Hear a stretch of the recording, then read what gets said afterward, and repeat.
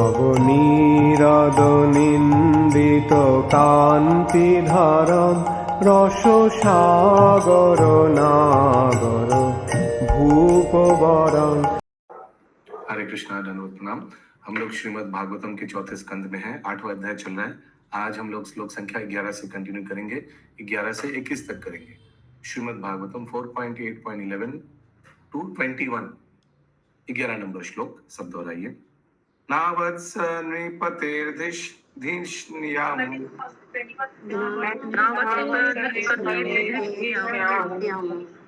भवानारोधुम अर्हति नाभिहितो मयाद्यत्वम् कुक्षावपि नृपात्मजः।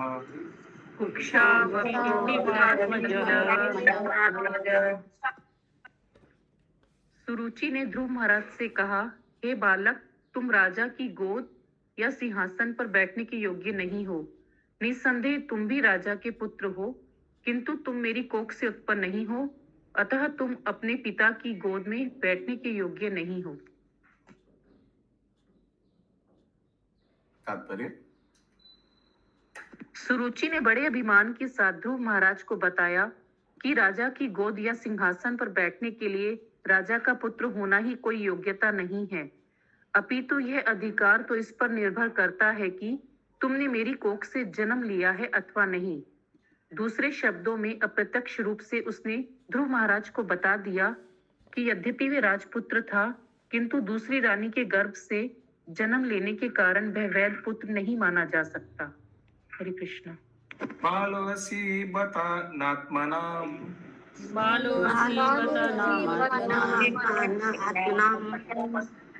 अन्यास्ति गर्भसंभृतम् नूनं वेद भवान् यस्य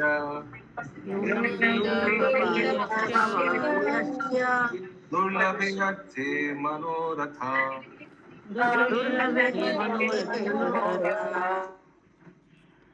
मेरे बालक, तुम्हें पता नहीं कि तुम मेरी कोख से नहीं वरन दूसरी स्त्री से उत्पन्न हुए हो, अतः तुम्हें ज्ञात होना चाहिए कि तुम्हारा प्रयास व्यर्थ है। तुम ऐसी इच्छा की पूर्ति चाह रहे हो जिसका पूरा होना असंभव है। तात्पर्य। नन्हा सा बालक ध्रुव महाराज स्वभावतः अपने पिता के प्रति स्नेह से भरा था। उसे पता नहीं था कि उसकी दोनों माताओं में अंतर है। यह अंतर रानी सुरुचि ने बताया। उसने कहा कि चूंकि ध्रुव अबोध बालक है, अतः वह दोनों रानियों के अंतर को नहीं समझ सकता। सुरुचि के गर्व का यह दूसरा व्यक्तित्व है।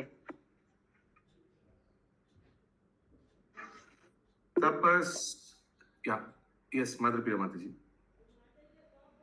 प्रभु जी, यहाँ पे ये ऐसा क्यों बोला गया है प्रभु जी के? यहाँ मतलब ध्रुव को मालूम नहीं था कि दोनों रानियों में क्या अंतर है प्रभु जी?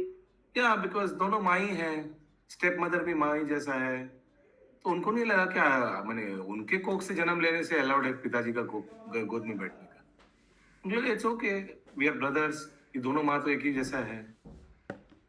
तो उनको ये मेरी माँ और एक्चुअली ऐसे ही होता था आगे कि ये जो चाची और अपने माँ, इसमें कोई फर्क नहीं होता था घर में। हाँ, लेकिन यहाँ तो डिस्क्रिमिनेशन किया जा रहा है। अगला श्लोक 13 नंबर। तपशाराध्य पौरुषम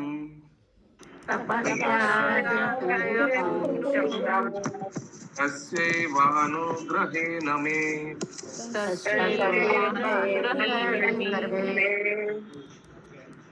गर्भे त्वं साध्ययात्मानं यदिच्छासि नृपासनम्।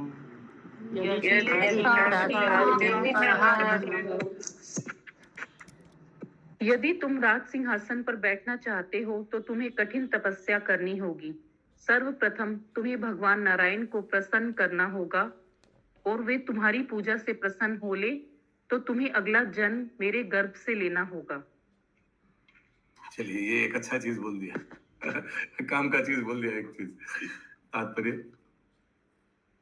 सुरुचि ध्रुव महाराज से इतनी ईर्ष्यालु थी कि उसने अप्रत्यक्ष रूप से उनसे अपना शरीर बदल लेने के लिए कहा। उसके अनुसार पहले उन्हें मरना होगा, तब अगले जन्म में वे उसके गर्भ में शरीर धारण करेंगे, तभी ध्रुव महाराज अपने पिता के सिंहासन पर बैठ सकेंगे। हरे These are all bogus talks. ऐसे तो डिसाइड नहीं कर सकता है ना, मरो फिर हमारे कोख से जन्म लो, फिर मीन्स ना बोलने का दूसरा तरीका, मत बैठो।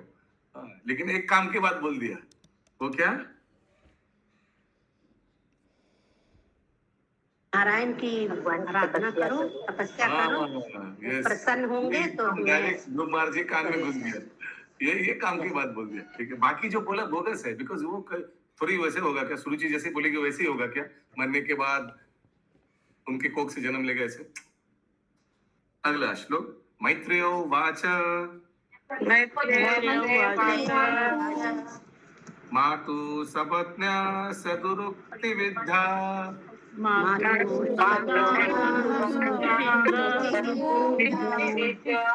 स्वसानृषा दण्डहतो यथा हि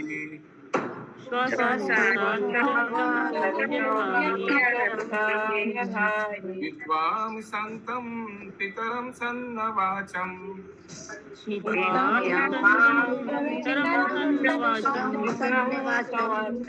जगाम मातु परुदन् सकाशम्।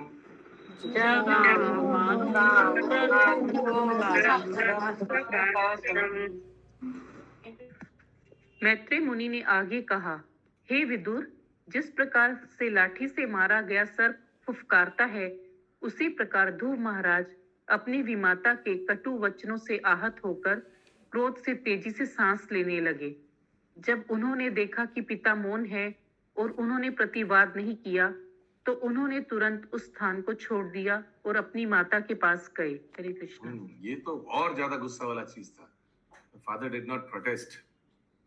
ठीक है, माँ स्टेप मदर है, ऐसे क्या एक्सपेक्ट कर सकते हैं, बट स्टेप फादर तो नहीं है। 15 नंबर श्लोक, तम निश्वसंतम स्फुरिता जलाशयम्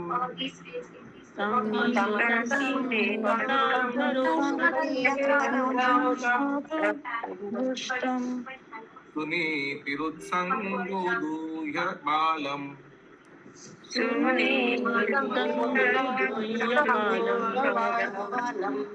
निशम्य तत्पौरमुखं नितान्तम्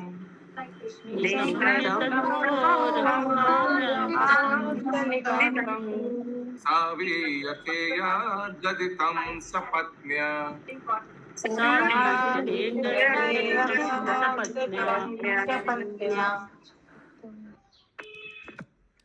जब ध्रुव महाराज अपनी माता के पास आए तो उनके होंठ क्रोध से कांप रहे थे और वे सिसक सिसक कर जोर से रो रहे थे। रानी सुनीति ने अपने लाडले को तुरंत गोद में उठा लिया और अंतपुर के वासियों ने सुरुचि के जो कटु वचन सुने थे उन सबको विस्तार से कह सुनाया। इस तरह सुनीति अत्यधिक दुखी हुई।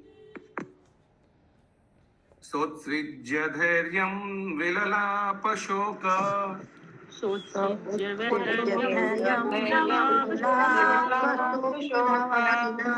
नावाग्निनादावलतेव बाल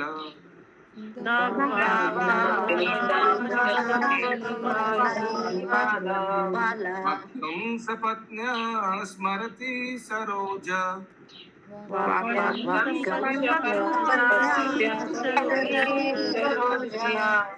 श्रिया दृशापास्पकलाम् उवाह।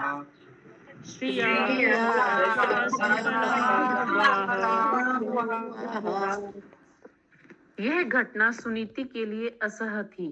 वह मानो दावा अग्नि में जल रही थी और शोक के कारण वह जली हुई पत्ती बेली के समान हो गई और पश्चाताप करने लगी।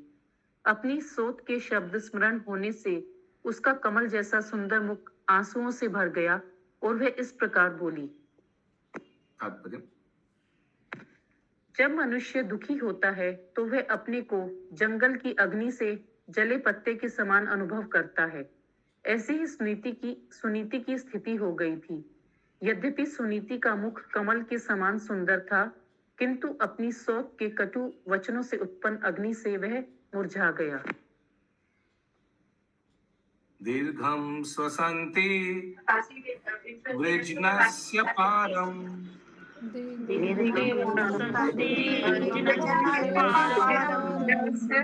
पश्यति बालकमाह बाला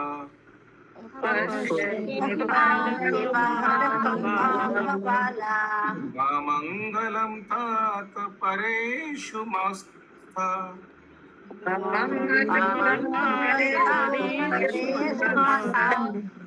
भुङ्क्ते जनो यत् परदुःखदस्तात्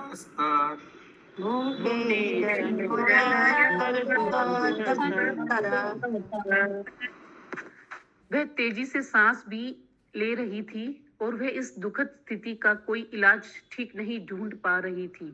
अतः उसने अपने पुत्र से कहा, हे पुत्र, तुम अन्यों के अमंगल की कामना मत करो। जो भी दूसरों को कष्ट पहुंचाता है वह स्वयं दुख भोगता है। परफेक्ट टीचिंग्स मदर टू सन। तो पहले तो बोल दिया कि हम दूसरे के बारे में खराब सोचने का ही नहीं, no vengeance, no revenge, nothing, ऐसे सोचने का भी नहीं। सत्यम सूरज सुरुच्य अभिहितम पवन में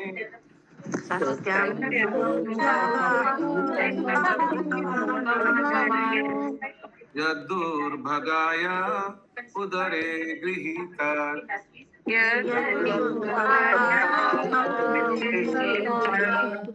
स्थान्येन वृद्धाश्च विलजत् यम्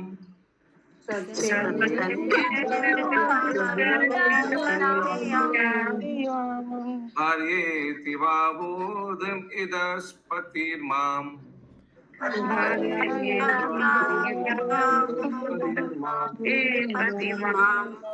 मैं सभी से निवेदन करूंगा, ये सब बहुत पवित्र श्लोक है, ये सब उच्चारण कीजिए मुझसे। भागवतम का एक एक श्लोक मुझसे उच्चारण कीजिए, रिपीट करिए। यस, अनुवाद। सुनीति ने कहा, प्रिय पुत्र, सुरुचि ने जो कुछ भी कहा है वह ठीक है, क्योंकि तुम्हारे पिता मुझको अपनी पत्नी तो क्या अपनी दासी तक नहीं समझते। उन्हें मुझको स्वीकार करने में लज्जा आती है। अतः यह सत्य है कि तुमने एक अभागी स्त्री की कोख से जन्म लिया है और तुम उसके स्तनों का दूध पीकर बड़े हुए हो। आतिष्ठत तात विमात्सरस्त्वम्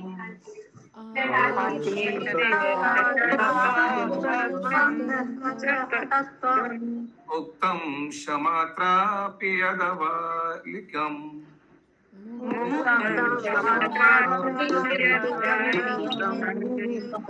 आराध्य दोक्षज पादपद्मम्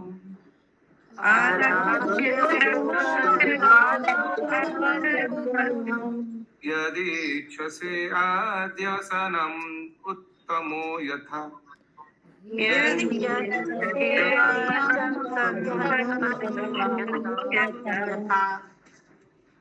प्रिय पुत्र, तुम्हारी विमाता सुरुचि ने जो कुछ कहा है, यद्यपि वे सुनने में कटु है, किंतु है सत्य। अतः यदि तुम उसी सिंहासन पर बैठना चाहते हो जिसमें तुम्हारा सौतेला भाई उत्तम बैठेगा, तो तुम अपना ईर्ष्या भाव त्याग कर तुरंत अपनी विमाता के आदेशों का पालन करो। तुम्हें बिना किसी विलंब के पुरुषोत्तम भगवान के चरण कमलों की पूजा में लग जाना चाहिए। तात्पर्य देखिए, without further delay you must engage yourself in worshipping the lotus feet of the supreme personality of godhead. May be ये मेरा अंदाज है, आगे से बता रहा हूं। सुरुचि ने वैसे कहा था, इसीलिए सुनीति ने ऐसे कहा। क्या मैं समझा पा रहा हूँ? किसी नारायण की आराधना करो, इसी से वो भी बोली कि किसी भगवान के शरण में जाओ। ये भी तो रिपोर्ट दिया होगा, बाकी सबने आकर ये तो रिपोर्ट दिया होगा कि ऐसे ऐसे उन्होंने बताया। तो वो जो बताया वो तो इनको भी दिमाग में गया, इन्होंने भी ऐसे ही बोला। एक बात याद रखिएगा, ये जस्ट पैसिफाइंग के लिए बोला। पैसिफाइंग मीन्स ऐसा नहीं कि बोला और सचमुच बेटा वैसे करेगा वैसे सोच के नहीं बोला। जस्ट बेटा को ठंडा कराने के लिए बोला, ठीक है। फिर से लास्ट सेंटेंस एक बार पढ़िए। तुम्हें बिना किसी विलंब के पुरुषोत्तम भगवान के चरण कमलों की पूजा में लग जाना चाहिए। उसके आगे वाला, आपको आपका स्टेप मदर का इंस्ट्रक्शन फॉलो करना चाहिए। देखिए, this is called capitalising on ब्रह्म वाक्य। पिछले वाला सेंटेंस का फ्रेज पढ़िए। इसमें तो ये लिखा है, तुम अपना ईर्ष्या भाव त्याग कर तुरंत अपनी विमाता के आदेशों का पालन करो। हाँ, और वो आदेश क्या है? अगला सेंटेंस फिर से बोलिए। तुम्हें बिना किसी विलंब के पुरुषोत्तम भगवान के चरण कमलों की पूजा में लग जाना चाहिए। देखिए, ब्रह्मांड भ्रमित गुण भाग्यवान जी, गुरु कृष्ण कृपा पाए भक्ति लता भी, एक नेगेटिव सिचुएशन को कितना पॉजिटिव में बदल दिया। तात्पर्य, प्रभु आप जो वो अभी स्टेटमेंट यूज किए, कैपिटलाइजेशन ऑफ, क्या बोले थे आप? कैपिटलाइजेशन एज इन, ये एक नेगेटिव सिचुएशन को कैपिटलाइजेशन कैसे किया जाए, बच्चे का भक्ति आगे बढ़ जाए।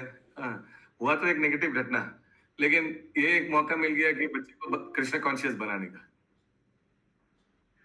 सुरुचि ने अपने सौतेले पुत्र के प्रति जो कटु वचन कहे थे वे सत्य थे, क्योंकि जब तक किसी पर भगवान की कृपा नहीं होती तब तक उसे जीवन में कोई सफलता नहीं मिल पाती। आपन सोची होवत नहीं, प्रभु सोची तत्काल। ध्रुव महाराज, इसका इंग्लिश है, मैन प्रपोजेस, गॉड डिस्पोजेस। आगे। ध्रुव महाराज की माता सुनीति अपनी सोच के इस उपदेश से एक मत थी कि ध्रुव भगवान की पूजा में अपने को प्रवृत्त करे। परोक्षतः सुरुचि के शब्द ध्रुव महाराज के लिए वरदान सिद्ध हुए, क्योंकि अपनी विमाता के वचनों से प्रभावित होकर ही वे एक महान भक्त बने। Hari Hari, very nice, good, seeing good. अच्छा चीज देखना चाहिए नेगेटिव सिचुएशन में। दैट सेंस उसको ये भी कहा जाएगा प्रभु कि रावण अगर धृष्टता नहीं करता तो भगवान राम से सम्मुख भी नहीं होता, उससे मुक्ति भी नहीं मिलती। नहीं, रावण का जस्टिफिकेशन नहीं करना चाहिए। उसी प्रकार सुरुचि का जस्टिफिकेशन नहीं करना चाहिए। सुरुचि ने ये ठीक किया, उसी के लिए सुरुचि की कृपा से ध्रुव भक्त बन गया। सुरुचि ने उसका एंगल से देखेंगे तो वो कृपा नहीं किया, कृपा से नहीं हुआ, कारण से हुआ। कारण से हुआ, लेकिन वो तो गलत चीज किया। तो हम लोग नहीं बोल सकते अच्छा वो रावण ने सीता का अपहरण किया था, देखिए लंका विनाश कर दिया। नहीं, कांट से दैट। दोनों अलग अलग कहानी है। तो वो ने गलत किया और ये भी गलत किया, सुरुचि जो किया। अगला श्लोक 20 नंबर। यस्यंग्रिपाद्मं परिचार्य विश्व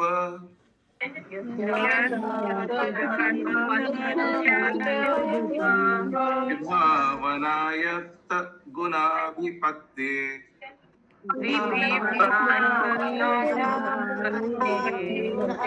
अतो अध्यास्तिष्ठत् खलु परमेष्ठ्यम्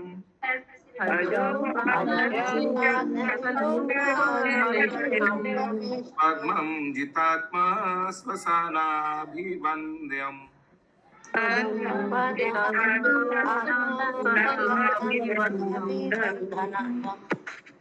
सुनीति ने कहा, भगवान इतने महान हैं कि तुम्हारे परदादा ब्रह्मा ने मात्र उनके चरण कमलों की पूजा करके, चरण कमलों की पूजा द्वारा इस ब्रह्मांड की सृष्टि करने की योग्यता अर्जित की। यद्यपि वे अजन्मा है और सब जीवात्माओं में प्रधान हैं, किंतु वे इस उच्च पद पर भगवान की ही कृपा से आसीन हैं, जिनकी आराधना बड़े बड़े योगी तक अपने मन तथा प्राण वायु को रोककर करते हैं। हाँ, देखिए, कैपिटलाइजिंग ऑन नेगेटिव सिचुएशन, उपदेश भी दिया और एक एनालॉजी भी दिया, उदाहरण भी दिया विद एग्जांपल। हाँ, परफेक्ट, बच्चा कन्विंस हो जाएगा। ये सत्य बाबा माता जी। प्रभु जी, यहाँ ब्रह्मा जी को अजन्मा क्यों बोला गया है? ब्रह्मा जी को नहीं, भगवान को। नहीं, आपने ब्रह्मा जी को बोला है क्योंकि ब्रह्मा जी का माता पिता भगवान ही है और नाभि से जन्म लिया है। तो शिव जी को भी तो अजन्मा बोल सकते हैं, वो भी तो उनके दोनों भों के बीच से जन्म लिया है। जब आएगा प्रसंग तब डिस्कस करेंगे शिव जी के बारे में। अजन्मा आने दीजिए चैप्टर में। रुद्र को बोल सकते हैं क्योंकि शिव जी और रुद्र में थोड़ा अंतर है। ये रुद्र जो है ये ब्रह्मा के त्रियनयन से निकला है। शिव जी जो है वो तो हमेशा है, हमेशा इटर्नली रिसाइडिंग इन कैलाश इन भगवत धाम। रुद्र जो है आवेश अवतार का है। रुद्र ब्रह्मा जी का क्रोध से निकला है। हाँ, रुद्र तो हम लोग बोल नहीं सकते शिव जी ब्रह्मा जी ने उत्पन्न किया शिव जी को। Shiv ji is eternally there, eternally, just like Krishna is eternally there, वैसे Shiv ji is eternally there. हाँ, और ब्रह्मा जी उनका मृत्यु भी होता है, शिव जी का मृत्यु नहीं होता है। तो ये थोड़ा क्लियर होना चाहिए। यस, आगे माता जी हो गया ये तात्पर्य होगा। ओके, तात्पर्य। सुनीति ने ब्रह्मा जी का उदाहरण रखा जो ध्रुव महाराज के परदादा थे। यद्यपि ब्रह्मा भी जीवात्मा है, किंतु अपनी तपस्या के बल पर उन्होंने परमेश्वर की कृपा से इस ब्रह्मांड के संरष्टा का उच्च पद प्राप्त किया। किसी भी प्रयास में सफल होने के लिए न केवल कठिन तपस्या करने की आवश्यकता होती है, वरन भगवान की कृपा पर भी आश्रित रहना पड़ता है। एक सेकंड, इस ये ब्रह्मा कुछ परदादा बोला ना, ऐसे कुछ? यस, परदादा बोला। अच्छा, परदादा कैसे हुआ एक बार देखते हैं। इनका पिताजी कौन है? उत्तानपाद, बच्चे का पिताजी का पिताजी यानी दादाजी कौन है? स्वयंभू मनु। स्वयंभू मनु का पिताजी कौन है? ब्रह्मा जी। दादाजी का पिताजी परदादा हो गया। यस, आगे। इसका संकेत ध्रुव महाराज को उनकी विमाता ने दे दिया था और उसकी पुष्टि उनकी अपनी माता सुनीति द्वारा की जा रही थी। This indication has also has been given to Dhruv Maharaj by his stepmother. What instruction? To become successful in enlightenment, one not only has to undergo severe penance and austerities, but also must be dependent on the mercy of the personality of the Godhead. Too good. Too good. आज का अंतिम श्लोक 21 number. तथा मनुर्वो भगवान पितामहो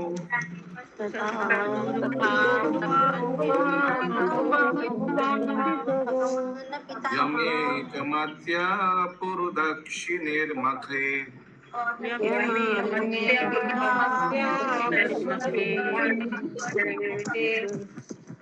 स्वाधिपेदे दुरवापम अन्यतो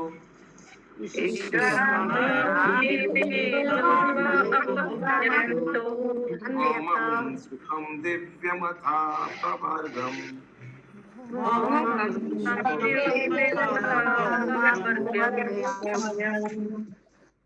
सुनीति ने अपने पुत्र को बताया, तुम्हारे बाबा स्वयंभू मनु ने दान दक्षिणा के साथ बड़े बड़े यज्ञ संपन्न किए और एक निष्ठ श्रद्धा तथा भक्ति से उन्होंने पूजा द्वारा भगवान को प्रसन्न किया। इस प्रकार उन्होंने भौतिक सुख तथा बाद में मुक्ति प्राप्त करने में महान सफलता पाई, जिसे देवताओं को पूजकर प्राप्त कर पाना असंभव है। देखिए, और एक एनालॉजी दे दी और एक एग्जाम्पल दे दिया। परफेक्ट। और एग्जाम्पल दे अपने परिवार से, पहले परदादा का फिर दादाजी का। तात्पर्य, जीवन की सफलता का मापन इस जन्म में भौतिक सुख तथा अगले जन्म में मापन लिखा है, मापन ही लिखा है। अच्छा, मेजरमेंट। ओके। इस जन्म में भौतिक सुख तथा अगले जन्म में मोक्ष प्राप्ति के द्वारा की जाती है। ऐसी सफलता भगवान की कृपा से ही संभव है। यहाँ पर प्रयुक्त एक मत्या शब्द का अर्थ है अविचलित भाव से भगवान में मन केंद्रित करना। भगवान की ऐसी अविचल पूजा भगवत गीता में अनन्य भाग के रूप में अभिव्यक्त हुई है, जो किसी अन्य स्रोत से अप्राप्य है। यह भी यहाँ कहा गया है। कौन सा श्लोक? अनन्य भाग, साधुरेवा अनन्य भाग। कौन सा श्लोक अनन्य भाग? जल्दी बोलिए। सुदुराचारो भजते माम अनन्य भाग। अनन्य भाग मीन्स अनडिवेटिंग वर्शिप। और कोई फ्रेज बोल सकते हैं अनन्य भाग का? अनन्य भक्ति, अनन्य अभिलाषितम शून्यम, अनन्य अभिलाषिता शून्यम, नहीं, अनभिलाषी तो सुनना वो अलग चीज होगी। अभिलाष वो तो भौतिक अभिलाष का बात की। अनन्य भक्ति माने इधर उधर नहीं, एकदम कृष्णा। अनन्य भक्ति और अनडेविएटिंग, अनफ्लिंचिंग इंग्लिश में अनन्य भक्ति। दूसरा लाइन क्या है प्रभु जी? आप पीछे सुदुराचारो भजन्ते माम अनन्य भाग साधुरेव समंतव्य, ऐसे कुछ है ना। ओके, आ सकते हैं। प्रभु एक श्लोक आता है जिसमें योग क्षेमम वहाम्यम होता है, उसका श्लोक स्टार्टिंग भी तो अनन्यास चिंतयन्तो माम से स्टार्ट होता है ना। यस, वो वेरी होगा? गुड। अनन्यश्चिन्तयन्तो माम ये स्वरूपाश्रिते। सर्वधा त्यज मामेकं शरणं व्रज। माम एकम शरणम व्रज, वेरी गुड। माम एकम, वेरी गुड, गुड एग्जांपल। ये अनन्यश्चिन्तया वो भी हो सकता है। ओके, आगे।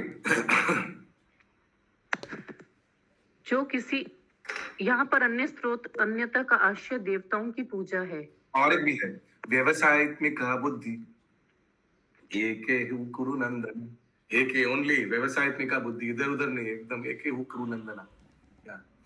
आगे आगे। यहाँ पर लेकिन अनन्य भाग सिर्फ उसी में लिखा हुआ है, अपि से सुदूराचारों में। यहाँ पर अन्य स्रोत अन्यता का आश्रय देवताओं की पूजा है। यहाँ पर यह भी विशेष उल्लेख है कि मनु का वैभव भगवान की दिव्य सेवा में उनकी अविचल श्रद्धा के कारण था।